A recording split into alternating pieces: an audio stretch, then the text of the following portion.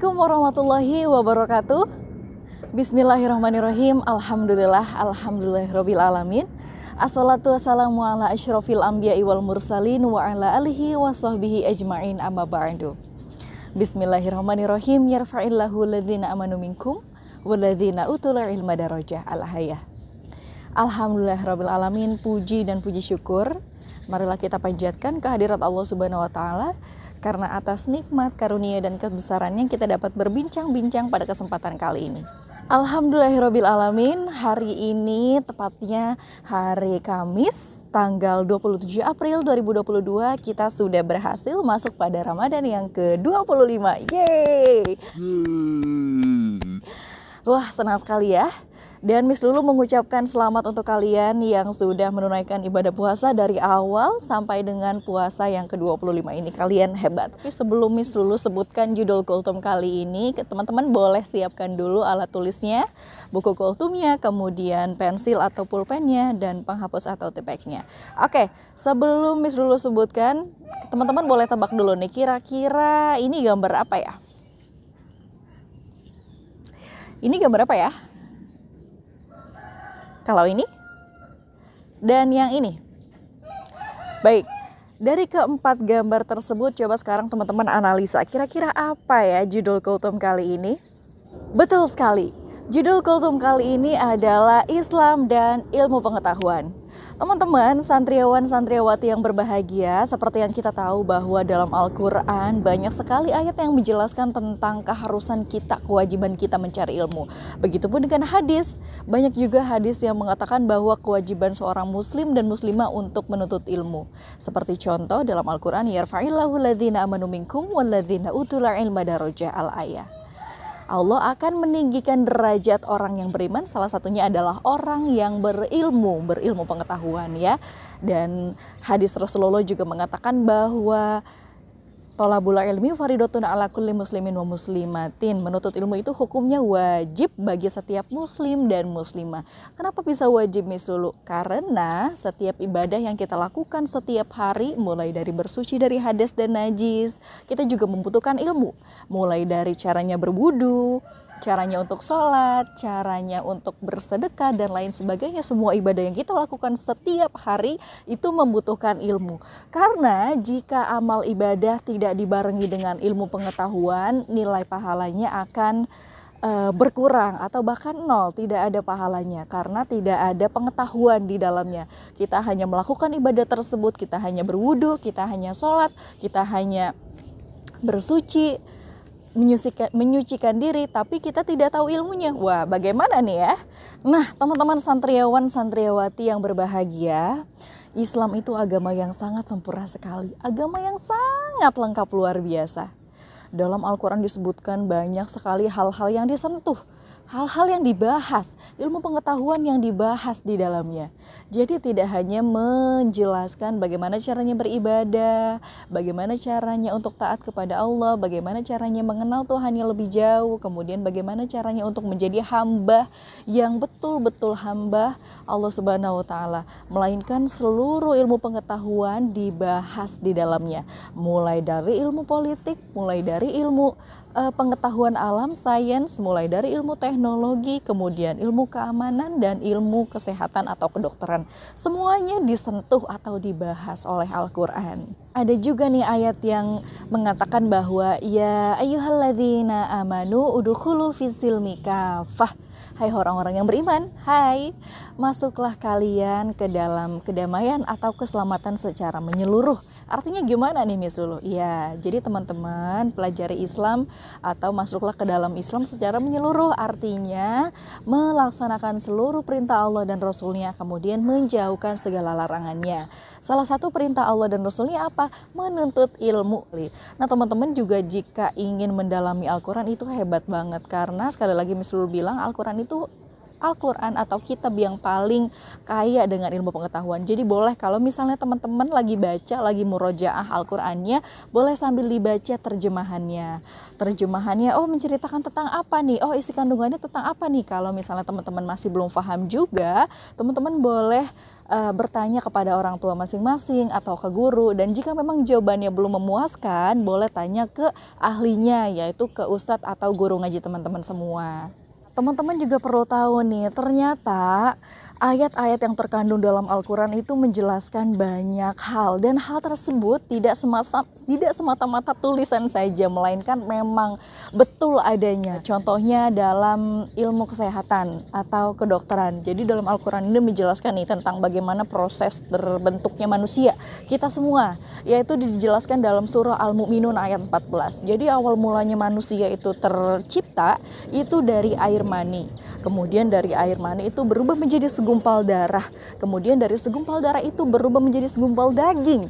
Kemudian segumpal daging itu berubah menjadi tulang belulang. Kemudian tulang belulang itu dibungkus menjadi daging juga. Dan kemudian berbentuklah menjadi bentuk lain, yaitu manusia seperti kita yang berada di dalam rahim ibu kita. Islam menjelaskan seperti itu dalam surah Al-Mu'minun ayat 14. Kemudian bagaimana kebenarannya? Ternyata betul. Seorang ahli kedokteran juga menjelaskan fakta yang sama, bahwa memang proses manusia terbentuknya seperti itu, mulai dari air mani sampai akhirnya menjadi manusia yang dalam bentuk sempurna. Padahal zaman dulu, padahal Al-Quran sudah tertulis dari zaman yang sangat lama, dari waktu yang sangat lama, tapi ternyata itu semua benar setelah diteliti oleh tim kedokteran atau kesehatan dengan alat-alat yang canggih. Berarti hal ini menunjukkan bahwa semua yang terkandung atau yang tercatat dalam Al-Quran itu adalah hal yang betul adanya. Seperti itu teman-teman. Jadi itu hanya salah satu topik saja mengenai bagaimana nih proses terbentuknya manusia. Sedangkan masih banyak ilmu lain yang dibahas ya. Ada ilmu politik, ada ilmu sains, kemudian ada ilmu kesehatan dan lain sebagainya. Dan teman-teman perlu kita semua tahu bahwa ternyata banyak juga sosok muslim, sosok ilmuwan muslim yang berpengaruh terhadap dunia ya. Jadi bukan cuma ahli ibadah, tapi juga ahli di bidangnya masing-masing. Seperti yang tadi sudah Miss Lulu share gambarnya, yaitu ada 5. Yang pertama ada Ibnu Sina. Jadi Ibnu Sina ini ahli di bidang filsafat, kemudian ahli di bidang biologi, juga ahli di bidang kedokteran. Kemudian ada Al-Farabi, ahli di bidang filsafat juga. Kemudian ada Ibnu Rushdi, ahli di bidang filsafat kedokteran juga. Dan yang keempat ada Al-Khwarizmi yang ahli di bidang matematika ya, atau bapaknya Al-Jabar nih. Kemudian yang terakhir juga ada Al-Khazim yang ahli di bidang matematika juga. Nah, dari kelima tokoh muslim yang populer tersebut, kira-kira nanti teman-teman mau jadi apa nih?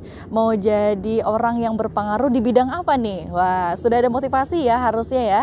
Jadi setelah motivasi itu ada, pasti juga ada semangat, dan teman-teman juga pastinya lebih semangat lagi nih belajar di bidang yang kalian suka. Misalnya, Miss Lulu aku sukanya matematika. Wah, itu hebat banget. Kalian geluti matematika itu. Miss Lulu aku sukanya sains. Boleh. Kalian juga pelajari sains itu hebat mungkin. Miss Lulu aku sukanya kesenian dan lain sebagainya. Silakan kalian pelajari ya. Jadi ahli di bidangnya masing-masing. Nah teman-teman, jadi bisa disimpulkan bahwa Islam dan ilmu pengetahuan itu sangat erat sekali kaitannya ya. Karena Islam tidak mengajarkan tentang peribadahan saja, bagaimana caranya beribadah, bagaimana caranya menjadi muslim yang taat, tapi pelajarilah semuanya ya. Jadi menuntut ilmu itu memang hukumnya wajib, ilmu agama itu wajib, dan ilmu pengetahuan lainnya itu adalah pendukung yang juga perlu kita semua pelajari ya. Seperti tadi ilmu politik, sains, kemudian matematika, kemudian bahasa Indonesia, semuanya ilmu pengetahuan ya. Itu juga perlu dipelajari. Tapi yang paling utama adalah ilmu agama untuk kebutuhan kita sehari-hari, untuk beribadah kepada Allah Subhanahu wa taala. Nah, teman-teman santriawan, santriawati yang berbahagia, setelah kita menyimak beberapa informasi tadi, mudah-mudahan sudah muncul motivasi dalam diri kita untuk menjadi seorang muslim yang luar biasa hebat. Dan Miss Lulu punya pesan untuk teman-teman, jadilah kriteria muslim yang memiliki 4 sifat ini. Yang pertama adalah berbudi pekerti luhur. Wah, ini penting ya, karena setiap kita bertemu dengan orang pasti yang harus diperlihatkan atau harus dilakukan adalah beretika yang baik. Nah, bertata krama, sopan santun dan lain sebagainya. Kemudian yang kedua adalah muslim yang cerdas. Wah, menarik ya. Muslim yang selalu haus dengan ilmu pengetahuan, selalu ingin belajar, selalu ingin mengetahui hal baru dan lain sebagainya. Kemudian yang ketiga adalah muslim yang open minded. Jadi muslim yang modern nih, pikirannya terbuka ya. Jadi selalu menerima hal-hal yang baru, selalu menerima pengetahuan baru, pendapat baru ya. Kemudian selalu ingin menjadi mempunyai sudut pandang yang berbeda gitu. Kemudian yang keempat adalah muslim yang tetap religius. Jadi sehebat apapun teman-teman nih nanti, misalnya sudah ada yang menjadi dokter, sudah ada yang menjadi insinyur, sudah ada yang menjadi arsitek dan lain sebagainya, orang-orang hebat. Jadi semuanya kembali lagi menjadi seorang muslim yang taat. Ya, muslim yang religius, muslim yang taat kepada Allah dan Rasulnya, kemudian juga meninggalkan seluruh yang dilarang oleh Allah dan Rasulnya. Bisa ya, kita tanamkan dalam diri kalian, dalam diri kita semua, dalam hati, dalam pikiran kita tanamkan bahwa kita adalah muslim yang beretitude, muslim yang baik, yang cerdas, muslim yang open minded, dan muslim yang religius. Semangat ya. Pasti dong, harus semangat. Itu aja mungkin yang dapat Miss Lulu sampaikan. Mudah-mudahan walaupun sedikit tapi bermanfaat dan bisa memotivasi kalian untuk jadi muslim yang lebih baik lagi. Terima kasih semuanya. Selamat menjalankan ibadah puasa sampai nanti Ramadan yang ke-30, juga selamat berlebaran ya. Karena sebentar lagi kita mau lebaran. Yeay, selamat ya teman-teman ya. Kalian hebat banget nih. Miss Lulu salut sama kalian yang puasanya full. Oke, mungkin hanya ini yang dapat Miss Lulu sampaikan. Mungkin di lain waktu kita dapat berbincang-bincang seru lagi untuk membahas topik yang lebih menarik ya pastinya. Oke, akhir kata, wassalamualaikum warahmatullahi wabarakatuh.